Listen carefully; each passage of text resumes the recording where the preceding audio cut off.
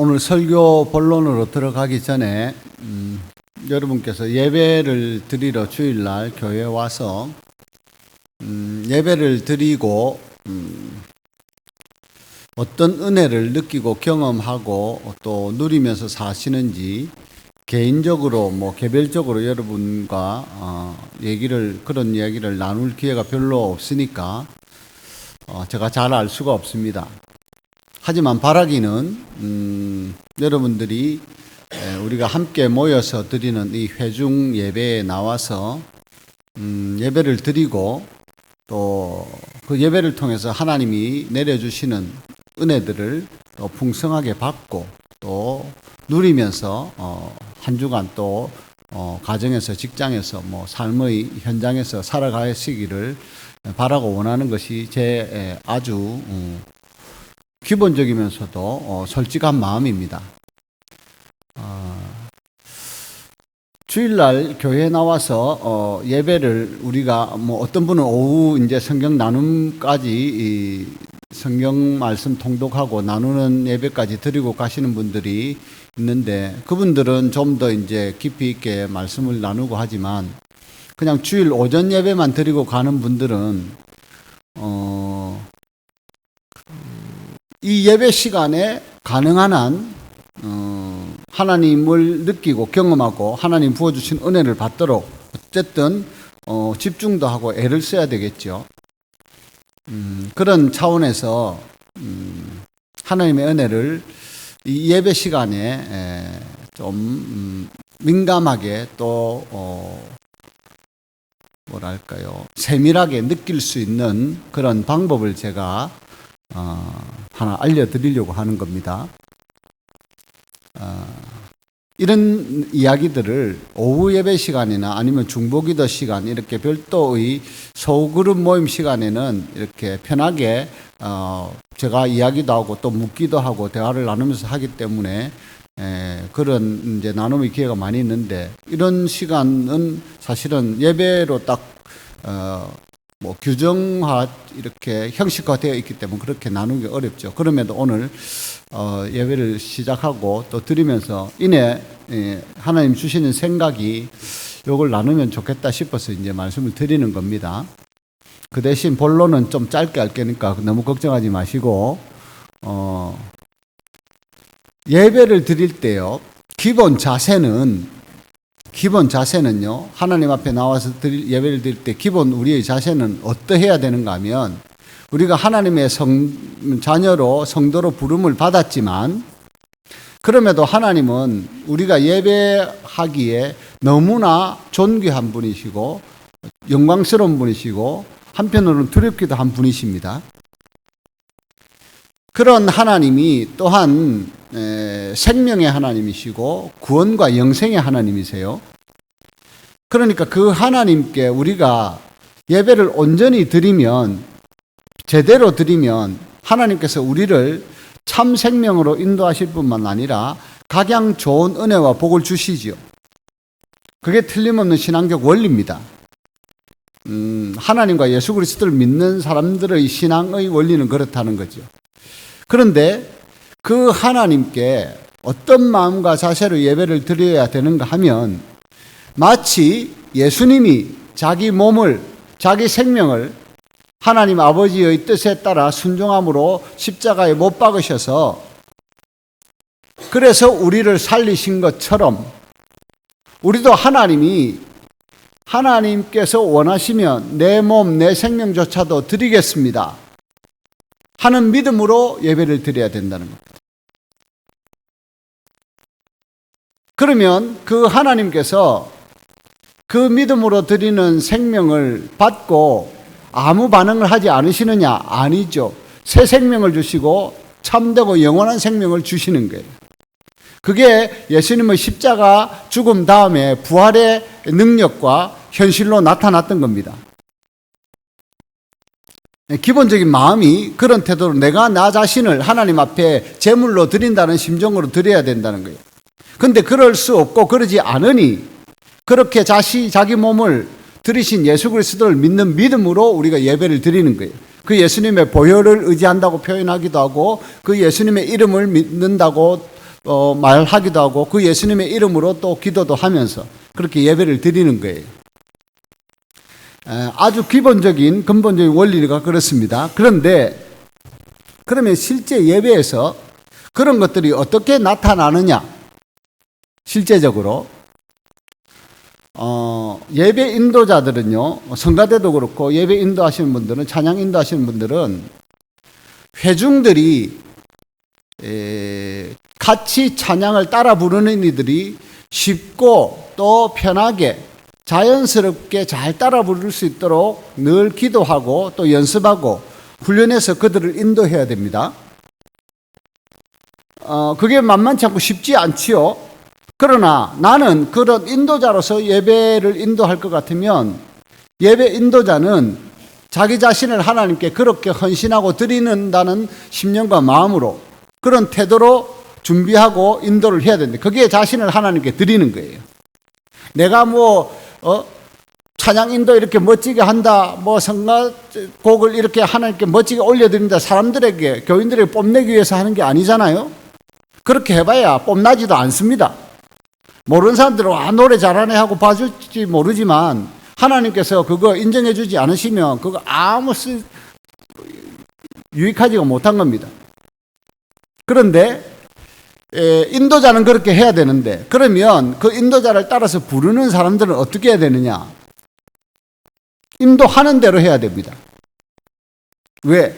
인도자가 그렇게 인도를 하니까 그게 자신을 죽이는 거예요.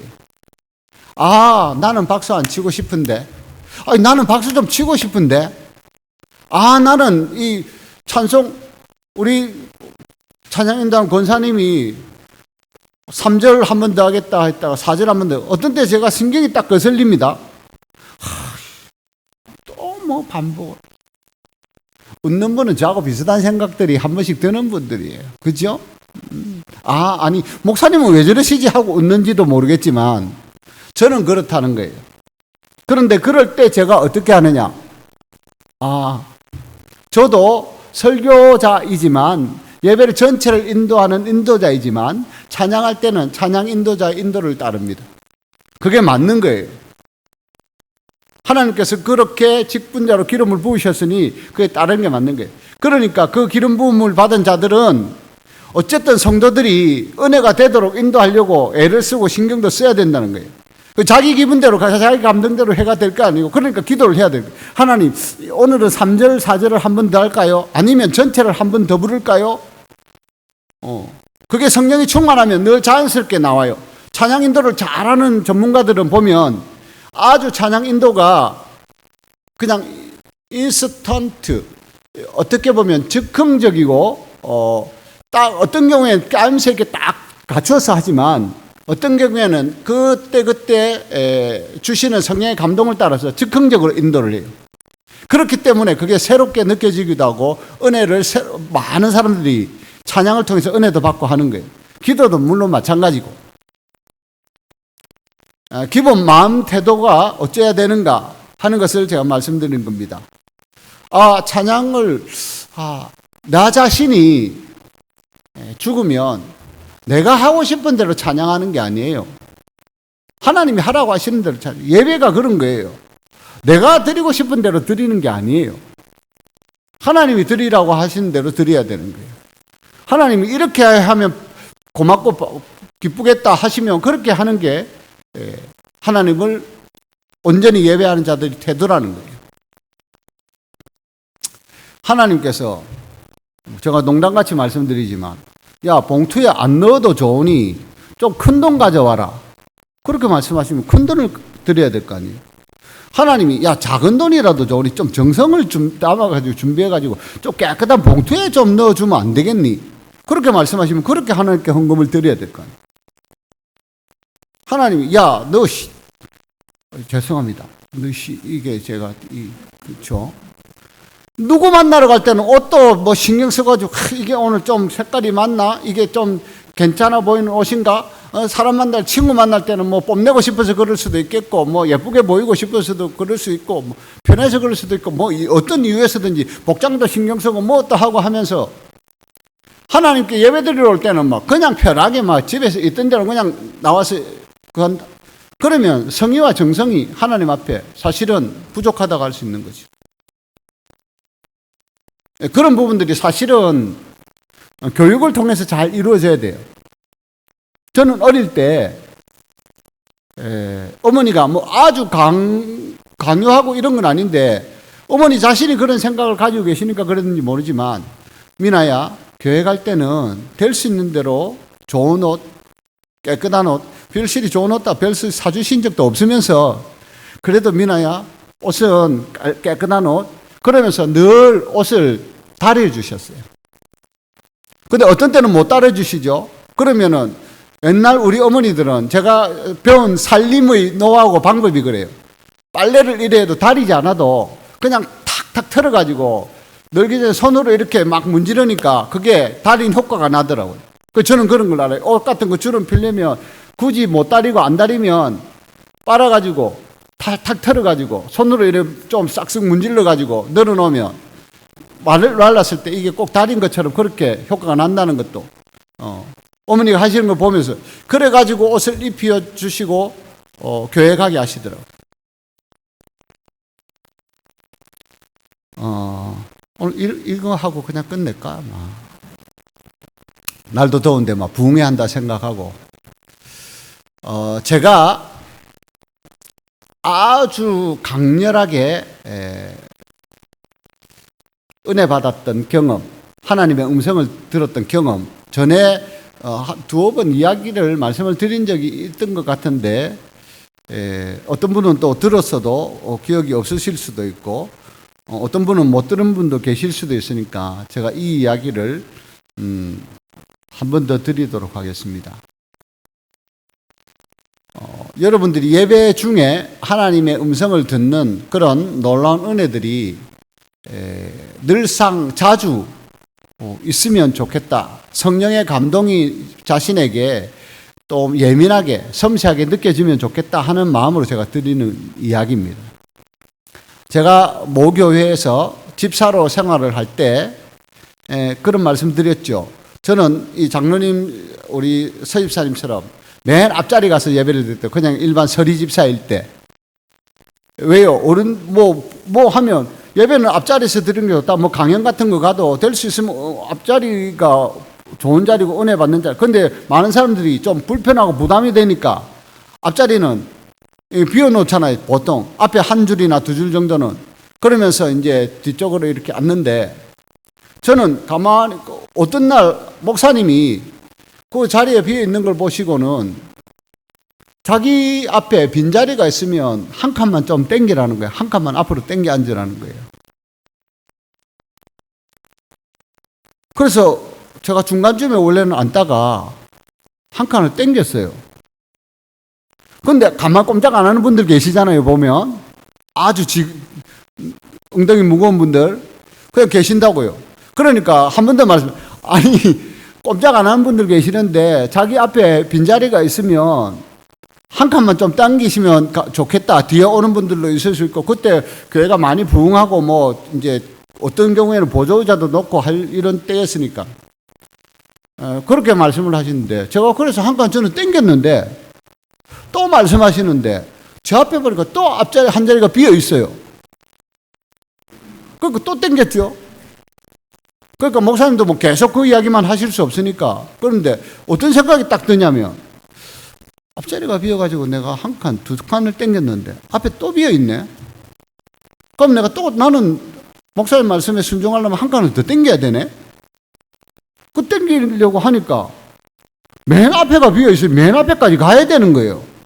그래서 내가 이 뭐야? 처음부터 이제 아싸리 맨 앞에 가자.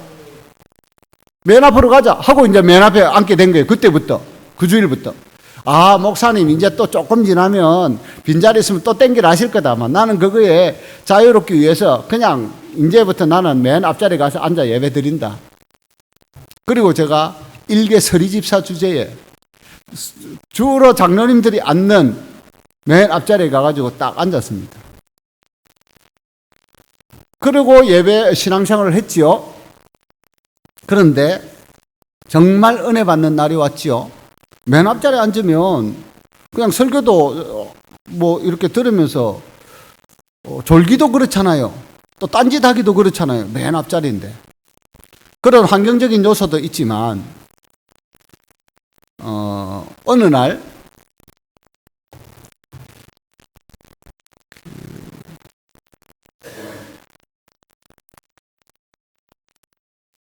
우리 교회에서 그 당시에 제 생각으로 그래요. 최 장로님 기억하실지 모르겠는데 제 기억으로는 그래요. 그분 아니면 다른 분 한 분이 그거 할 만한 분이 있는데 11조를 제일 많이 하는 집사님이 웬만하면 다 아세요. 우리 상조회사 이름 있는 상조회사 그 대표였으니까 이분이 이제 보통 장로님들 옆에 이렇게 와서 앉아가지고 예배를 드리는데 그러니까 나하고 옆에 앉거나 아니면 한 칸 뒤에 앉거나 이렇게 앉아요. 그 자기 부인하고 이렇게 와서 예배를 드리는데 한날은 장로님이 임집사 오늘 누가 자기 지인 세신자 누구 데리고 온다는데 네 옆으로 좀 당겨라 그러시더라고요. 그래서 제가 장로님이 그렇게 말씀하시니까 당겼습니다. 옆으로. 장로님 요쪽 앉아가 이제 이쪽 쪽으로 이제 가쪽으로 당겼다는 거죠. 당겼는데 좀 있으니까 이 다른 사람이 또 누가 오는지 어쨌는지 좀 더 당겨야 되겠다 그러시더라고요. 나는요 내 자리로 계속 드리고 있는데 자꾸 당기라 하시노. 그래도 장로님이 그러니까 당겼는데 자다 보니까 요 자리에 이제 앉으려고 하니까 이제 사람이 그게 가지고 못 앉을 정도로 다른 사람들이 이제 오게 된 거예요. 그래가지고 이제 그 네 줄로 되어 있었는데 맨 가쪽에 아이고 막 계속 튕겨 나갈 것 같으면 아예 오늘은 뭐 가쪽으로 가자 싶었어요. 맨 가쪽으로 가가지고 앉았어요. 그때가 성탄절이 다가오는 무렵이라 가지고 트리를 큰 걸 세워놨는데 그 트리 때문에 목사님이 제대로 보이지도 않아요. 이쪽 구석에서는. 그래 앉아가지고 예배를 이렇게 드리면서 시작해가 드리면서 어떤 생각이 드냐면 영 좀 불쾌하기도 하고 기분이 나쁘기도 하고 내가 이걸 이렇게 해야 되나 내가 진짜 뭐 힘도 없고 빽도 없는 집사라서 그런가 그런 생각이 막 이렇게 막 드는 거예요. 그 영적으로는 사탄이 주는 생각인 거죠. 마음인 거죠. 내 예배를 통해서 은혜 못 받게 하려고. 그래서 그 구석에서 찬송을 부르면서 예배를 드리는데 어떤 마음이 드는가 하면 근데 우리가 각자 자기마다 나름대로 자리를 잡아서 앉아서 예배를 드리는데 하나님이 어떤 자리를 제일 귀하게 보시지? 어떤 자리에 앉는 성도를 제일 기특하다고 보시지? 하는 생각을 하게 된 거예요. 이게 자리 때문에 일어난 일이니까. 목사님이 앞자리 비어 있으니 다른 사람 생각해가지고 앞으로 좀 땡겨 앉으라 하시고 막 쭉 그러면서 이제 결국은 이런 일까지 과정까지 왔으니까. 하나님이 어떤 음성을 들려주시는가 하면 자리가 무엇이 중요하니? 어떤 자리에 앉는 것이 무엇이 중요하니? 이제 요즘 얼마 전에 오래전에 나왔던 영화 표현을 그러면 그래요. 그게 무엇이 중요하니? 그 자리가 중요한 줄로 생각하는 사람들은 제자들이랄지라도 예수님이 왕자에 오르시게 되면 하나는 오른편에 앉게 해달라 하나는 왼편에 앉게 해달라고 요청을 하고 부탁을 하는데 그거는 하나님이 아버지께서 누구에게 주시는 예비된 그게 그렇게 중요하냐 하시면서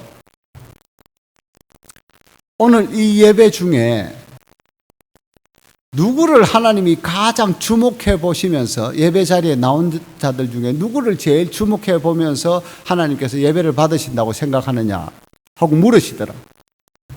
내가 누구를 쳐다보고 있을까 하시더라고 하나님. 그래서 제가 누구를 하나님 보세요? 하나님 딱 말씀해 주시죠. 너다. 너야. 나는 네가 어떤 마음으로 어떤 생각으로 예배드리는지를 봐.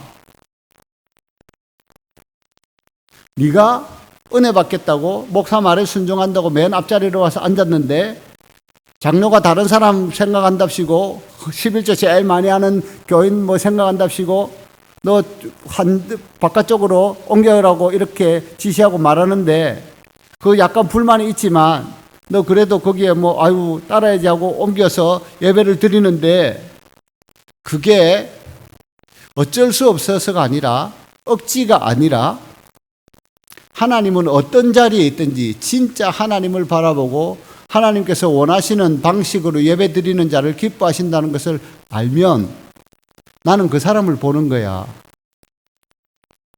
그래서 나는 너를 봐, 너를. 네 마음에 그런 불만이나 원망, 불평 없이 기꺼이 다른 사람을 위해서 너 자신을 죽이고 헌신하는 마음으로 네가 제일 구석탱이 자리에 밀려가서 거기서 예배를 드린다 할지라도 네가 그런 바른 생각으로 바른 믿음으로 예배 드리면 나는 네가 어느 구석에 있든지 너를 봐. 그 음성을 들려주시는데 제가 눈물이 진짜 펑펑펑펑 났어요. 그러니까 오늘 또 다시 한번 그 이야기를 지금 간증을 말씀드리는 거잖아요. 이 많은 지금 몇백 명 되는 예배자들이 하나님을 믿는 자녀들이 예배 드린다고 나와 드리는데 하나님은 나를 보고 계신다는구나. 내가 어떤 마음으로 예배 드리는지 그걸 보신다는구나. 그걸 나에게 확인시켜 주시는구나. 근데 그건요, 하나님께서 누구에게나 들려주실 수 있는 음성입니다. 이 자리에 나온 누구에게도 하나님은 들려주실 수 있는 음성이죠. 근데 그 음성을 듣는 사람은 진짜 하나님의 음성을 듣기 때문에 정말 은혜가 되는 거예요. 그 어느 날보다도 감사한 거예요. 내가 은혜 받겠다고 내 자리를 고집하고 앉아 있었던 것보다도 그 자리에 가서 예배 드릴 때 하나님께서 들려주신 음성이 있기 때문에 그 날이 그 어떤 예배 드렸던 날보다도 복되고 은혜로운 날이었던 거예요. 근데 그걸 그렇게까지 심각하게 못 느껴도요, 사람들은 많은 경우에 그렇게 말하는 설교자들, 바른 소리 잘하시는 목사님들이 많이 있었고요. 실제로 그런 분들도 많습니다. 자기가 앉는 자리 딱 정해놓으면 이 자리는 내 평생 자기 신앙의 이 기준을 또 습관을 잘 지키려고 하는 건 너무 좋은 건데 그것도 무엇을 위해서, 누구의 유익을 위해서, 때로는 다른 자리로 좀 세신자들이나 아니면 몸 불편한 사람이나 뭐 어떤 저런 사정이 있는 사람들 위해서 비켜주고 그 사람들을 앉히는 게 좋다 싶으면 그렇게 하는 것이 좋은 거죠. 근데 이제 우리 교회가 조금요 형식화되고 그거 되면 정장로님 여기 앉으시죠. 다른 분들이 그럽니다. 새신자 와가 모르는 사람이 여기 앉으려고 하면 그 우리 장로님 자리인데요. 장로님 그 아무 말 안 해도 장로님 생각한다고 그러는지 그 우리 장로님 앉는 자리인데요. 이래요. 평상시에 앉는 자리 맞죠? 근데 그게 장로님 지정석은 아닙니다. 누구라도 앉을 수 있는 자리예요. 그죠?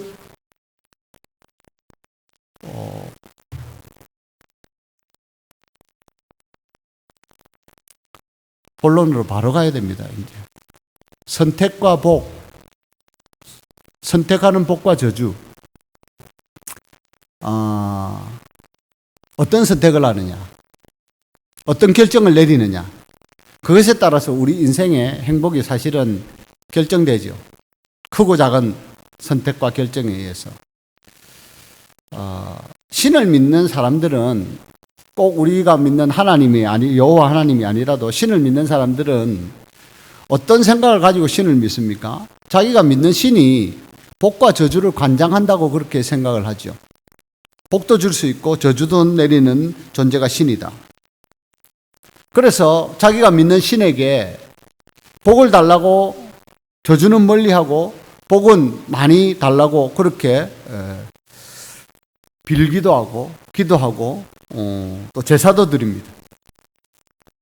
그런 차원에서 우리가 하나님께 복을 구하고 만복의 근원이신 하나님이 주시는 복을 누리면서 살기를 소망하고 기도하는 것은 지극히 정당한 것이라고 할 수 있습니다. 그래서 지난주부터 이제 계속 정당한 기복신앙이라고 하는 주제로 말씀을 전한다고 했죠. 그 두 번째 시간으로 오늘 본문 말씀을 바탕으로 선택하는 복과 저주라고 하는 내용의 말씀을 전하려고 했던 건데요. 여러분, 복도 저주도 사람이 선택하는 겁니다.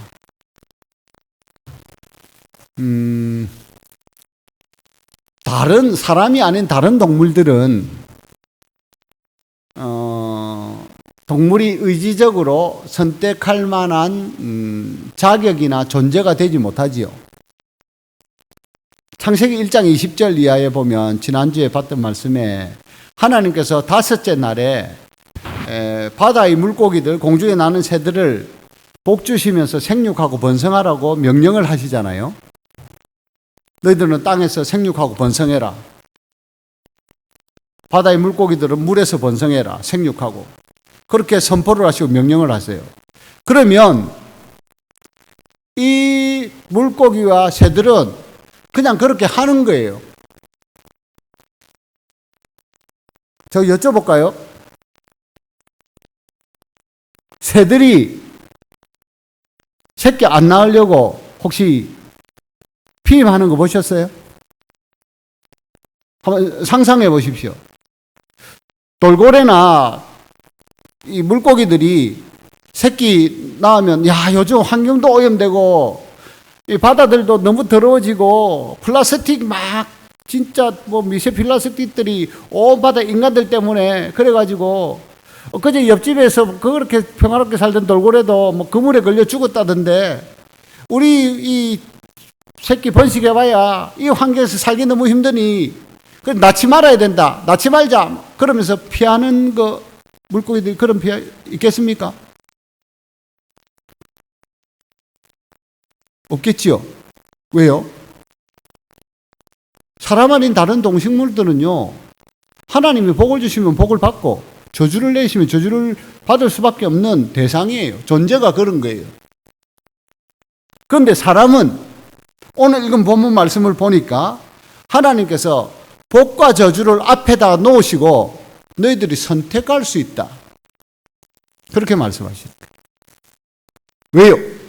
사람은 하나님의 형상을 따라 지음받은 존귀한 존재이니까. 의지를 가진 인격체이니까. 그래서 사람에게는 하나님께서 그렇게 대우를 해주신다는 거예요. 그러면서 오늘 너희 앞에 복과 저주를 내가 두노니 그렇게 말씀을 하시면서 내 명령을 잘 듣고 그대로 준행하여 살면 복이 되고 그렇지 않으면 28절에 그렇게 기록되어 있어요. 너희에게 명령하는 도에서 돌이켜 떠나 너희 하나님 여호와의 명령을 듣지 않고 또 본래 알지 못하던 다른 신들을 따르면 저주를 받을 것이다. 그러니 어떻게 할래? 무엇을 선택하고 살래?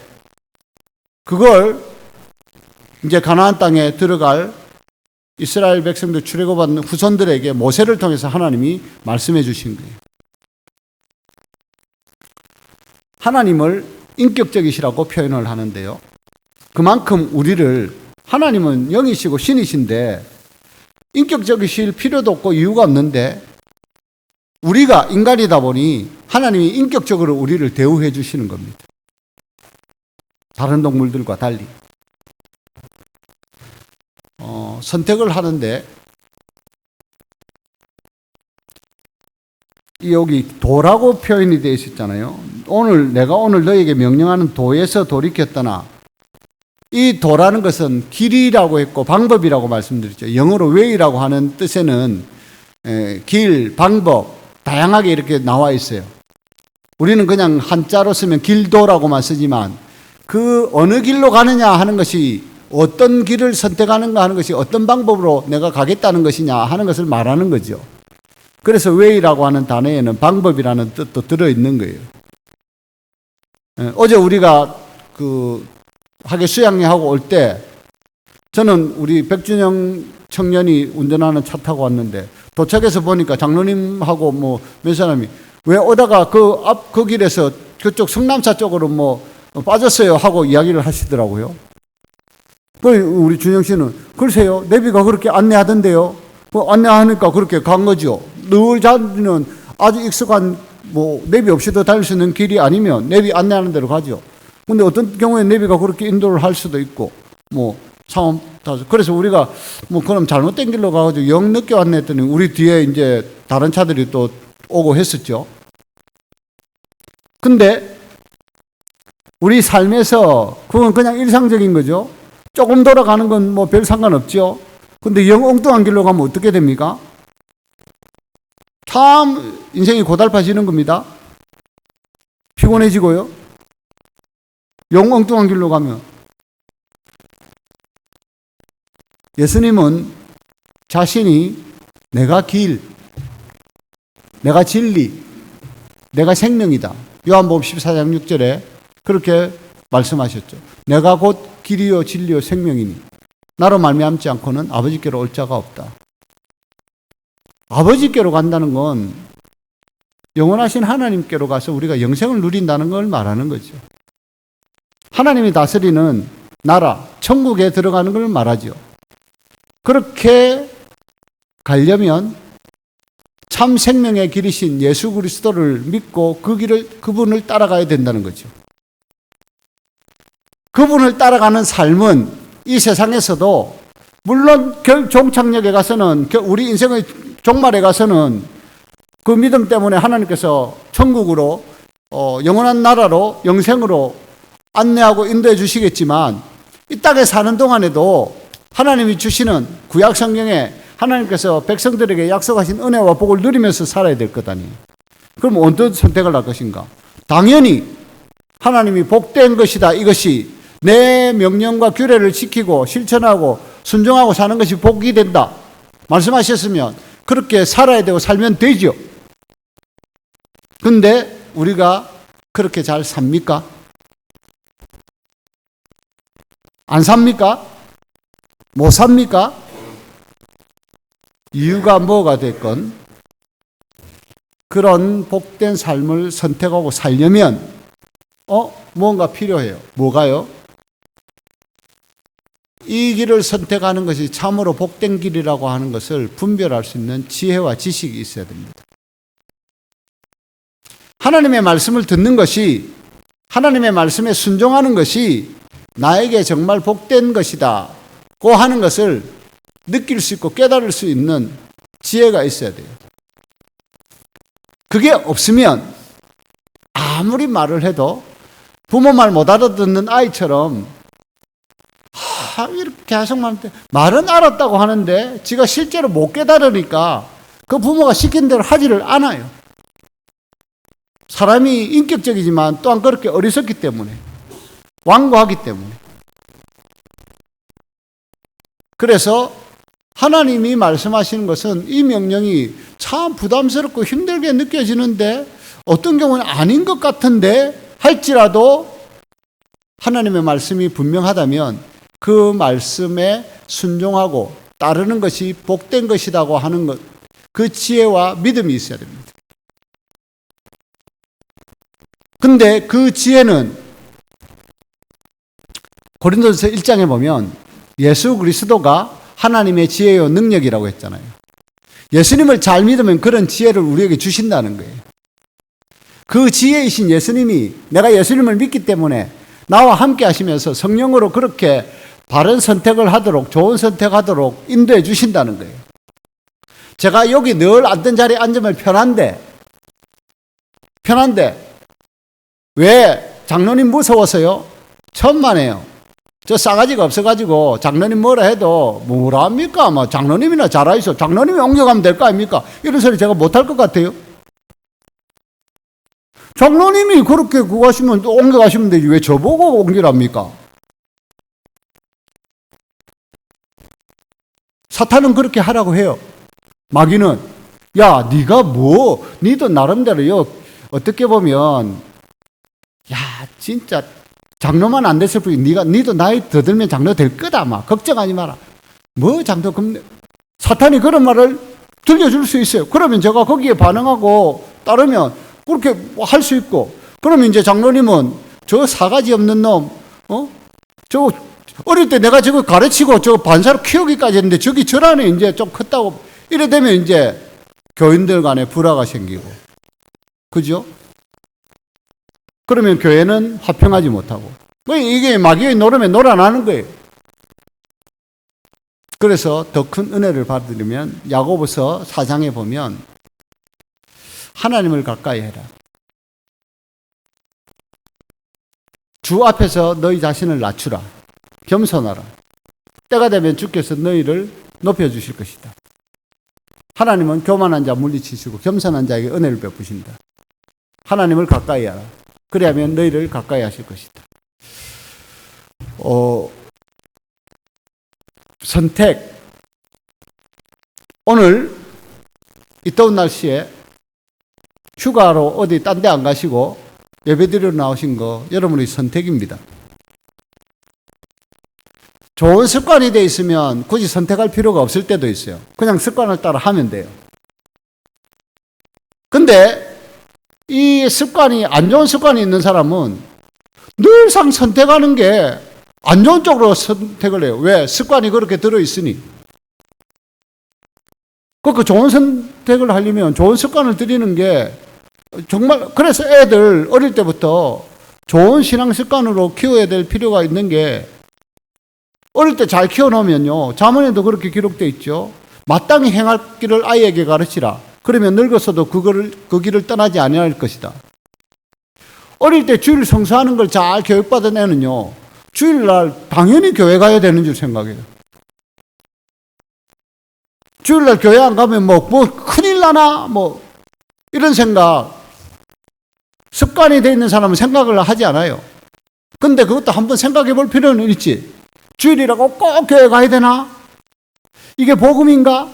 그것까지는 이런 주일 예배 시간에는 못 나가고, 그 오후 예배 시간에나 소그룹 모임 때 이제 나가야 되는 것이고요. 아무튼 앞으로 남은 우리의 삶이 하나님께서 우리가 지혜로운 선택을 잘하려면 지혜도 필요하지만 또한 용기가 필요합니다. 담대함이 있어야 돼요. 여호수아가 이스라엘 백성들을 모세의 뒤를 이어서 이제 가나안 땅으로 인도하여 들어가려고 할 때 하나님께서 여호수아에게 주신 말씀이 여호수아 1장에 바로 나와 있죠. 5절부터 뭐라고 기록이 되어 있습니까? 너 가는 길을 내가 형통하게 해줄 것인데 너 강하고 담대하라. 그래야 이 불안하고 염려스러운 상황 가운데서도 옳은 선택을 할 수 있을 거죠. 두려운 상황 가운데서 사울 같은 왕은요, 블레셋이 쳐들어왔을 때 어떤 선택을 하냐면 하나님께 구하고 하나님께 매달리려고 하지 않고 자기가 생각할 때 이것이 유익한 방법이다 하는 쪽으로 선택을 해가지고 자기 임의대로 제사도 번제도 드려버리고 나중에 가면 말년에는 엔돌에 귀신 들려서 점치는 용한 엔돌의 신접한 여인을 찾아가가지고 하나님의 신의 뜻을 물어요. 그런 어리석은 선택을 한다고요. 근데 여호수아는 다른 사람들이 다 아시잖아요. 미리 하나님께서 가나안 땅을 정탐하라고 하셨을 때 그 땅을 정탐하고 와서 10지파 사람들이 다 우리는 이거 쟁취하기 어렵다. 그들은 너무나 강대한 사람들이다. 그러면서 엉뚱한 소리까지 하죠. 그 땅은 저주받은 땅이다. 근데 실제로 그 땅에서 나는 과실들은 엄청 크고 열매도 실하고 한 것인데 기름진 땅인데 두려우니까 그렇게 표현하는 거예요.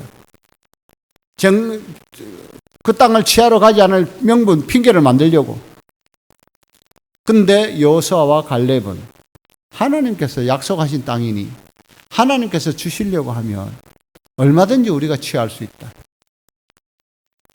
그 담대함과 용기가 있었습니다. 그래서 24장에 보면 여호수아 마지막 장 24장에 보면 여호수아 유언처럼 하는 말에 오늘날 너희가 만약 택할 다른 신이 있다면 너희가 섬길 자를 너희는 택해라. 하지만 나와 내 집은 다만 여호와를 섬기겠노라. 그런 자기의 유언 같은 결단을 백성들에게 이야기합니다. 그렇게 했을 때 백성들도 아니요, 우리도 여호와 하나님만 섬기겠습니다. 약속을 하는데 사실은 그렇게 되지를 못해요. 참 아픈 현실로 나아갑니다. 왜 그렇게 되는가는 이유가 또 뒤에 보면 계속 나오죠. 우리의 삶에서 결론적으로 말씀드리면 우리가 복되는 선택을 하는 것이, 그리고 그 복을 누리는 것이 정당한 것인데, 그 정당한 복을 우리가 왜 못 누리는가? 우리의 선택이 잘못되고 온전치 못해서 그럴 경우가 허다하다는 것. 시간관계상 말씀 내가 준영 씨한테 준 거 다 못하지만 잠언 17장 1절에 보면요, 마른 떡 한 조각만 있고도 화목하는 것이 제육이 집에 가득하고 다투는 것보다 낫다, 그렇게 되어 있죠. 저는 이 말씀을 아멘으로 받기로 했었습니다. 계속 읽으면서 마른 떡 한 조각만 있고도 화목하는 것이, 내가 집에 애 둘이하고 와이프하고 마른 떡 한 조각만 넣고도 화목하는 것이 진짜 좋나? 고기가, 제육이 집에 좀 소고기, 닭고기, 돼지고기 다양하게 풍성하게 있는 것이 더 좋지 않나? 우리가 바라고 좋기는 제육이 집에 가득하면서도 화목할 수 있으면 그게 제일 좋은 거죠. 근데 만약 그게 어렵다면, 현실적으로 어렵다면 어떻게 해야 되나? 물질보다는 화목을 택하라는 거죠. 세상 사람들이 제육을 많이 풍요롭게 섭취하고 먹고 누리면서 살기 위해서 얼마나 애를 쓰고 땀 흘리면서 수고하고 노력합니까? 세상의 부모들이. 그런데 정작 자녀들하고 관계를 온전히 맺지 못하면, 가족들이 풍요롭게 살기 위해서, 행복하게 살기 위해서 고생하고 시간을 밖에서 다 보내고 그렇게 자녀들도 키우고 했는데, 자녀들과의 관계가 온전치 못하면, 또 부부간의 관계가 온전치 못하면, 물질은 풍요해졌으나 참된 평안과 화목함이 가정에 없으면 그것이 불행한 것이다. 그 복이 안 된다는 거죠. 그래서 잠언 21장 9절하고 19절인가, 21장 맞나요? 보면 한번 읽어보시겠습니까? 같이 시작.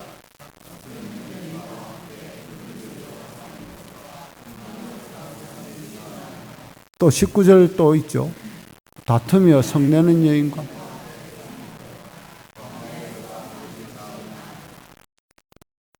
광야에 사는 것도 애롭습니다. 예? 광야에 사는 것도 힘들어요. 근데 다투는 여인은 진짜 이어 떨어지는 물방울이라고, 잠언 다른 장에 보면 다투는 여인은 이어 떨어지는 물방울 같다고. 계속 다투려면 얼마나 성가시고 피곤하고 괴롭겠습니까? 심령이 편해야 되는데, 그럴 때 차라리 움막에서, 차라리 광야에서 혼자 지내는 게 낫다. 그렇게 지혜의 왕은 그렇게 권고를 해주는 거예요, 우리에게. 지혜로운 왕이. 모쪼록 하나님이 주시는 지혜로 복된 선택을 하고, 그런 선택을 할 때 염려스럽거나 두려운 상황이 된다면 용기 있게 결단할 수 있도록, 그러기 위해서는 기도해야 됩니다. 빌립보서 4장 6절에 아무것도 염려하지 말고 다만 모든 일에 기도와 간구로 너희 구할 것을 감사함으로 하나님께 아뢰라. 그래야면 모든 지각에 뛰어난 하나님의 평강이 그리스도 예수 안에서 너희 마음과 생각을 지키시리라. 하나님께서 우리 마음과 생각을 하나님의 평강으로 딱 지켜주시면 어렵고 힘든 상황에서도 바른 결단을 할 수가 있고 선택을 할 수가 있다고요. 그런 지혜를 하나님께서, 평상시에 잘하던 사람도 약간 두렵고 걱정스러운 상황이 되면 엉뚱한 선택을 할 때가 있죠. 그렇습니다. 상황이, 환경이 그러니까. 근데 어떤 상황과 형편이 되어도 하나님께서 우리의 마음과 생각을 딱 바르게 지켜주시면 지혜롭고 좋은 선택을 할 수 있다는 거예요. 그래서 기도해야 됩니다. 하나님께서 기도하는 자들을 가까이 해주시고, 또 그 기도 가운데 만나주시고, 또 하나님의 선하신 그 손길로 인도해 주시는 그런 은혜로운 한 주간의 삶, 또 8월 한 달의 생활이 되시기를 함께 소망하면서 간절한 마음으로 함께 기도드리겠습니다. 하나님 아버지, 은혜 가운데 7월을 또 무더위지만 잘 보내고, 또 어떤 곳에서는 수해로 인해서 많은 피해를 입었지만 우리 성도들의 가정은 그래도 큰 피해 없이, 큰 어려움 없이 또 지낼 수 있도록 은혜 베풀어 주심을 믿고 감사를 드립니다. 하나님 아버지, 앞으로 남은 우리 인생에 있어서 하나님께서 우리에게 부어주시고 누리기를 기뻐하시는 정당한 복을 또 정당하게 빌고 또 누리기 위해서 우리가 어떤 선택을 해야 할지 또 생각을 할 때에 그 선택의 기로에서 참된 하나님의 음성을 듣고 또 그 말씀하시는 것에 순종할 수 있는 용기와 담대함도 허락하여 주시며, 우리가 하나님 앞에 믿음으로 기도할 때 우리의 손을 붙들고 동행하시며 인도하여 주시는 하나님의 선하심과 친밀하심을 늘 경험하며 느끼고 누리며 사는 복된 성도들 다 되게 하여 주시옵소서. 그런 성도들의 삶을 통해서 하나님께서는 하나님의 선하심을 또 나타내 보이시며 하나님의 살아계심을 또 통해서 영광을 받으실 것을 믿습니다. 우리의 선택과 삶이 참으로 하나님의 영광이 되도록 친히 성령께서 역사하여 주시옵소서. 그런 역사하심을 통해 8월 한 달도 은혜로 채워주시고 또 누리게 하시고 나누게 하심으로 찬송받아 주실 하나님 아버지께 감사드리며 우리 주 예수 그리스도의 이름으로 간절히 기도드립니다. 아멘.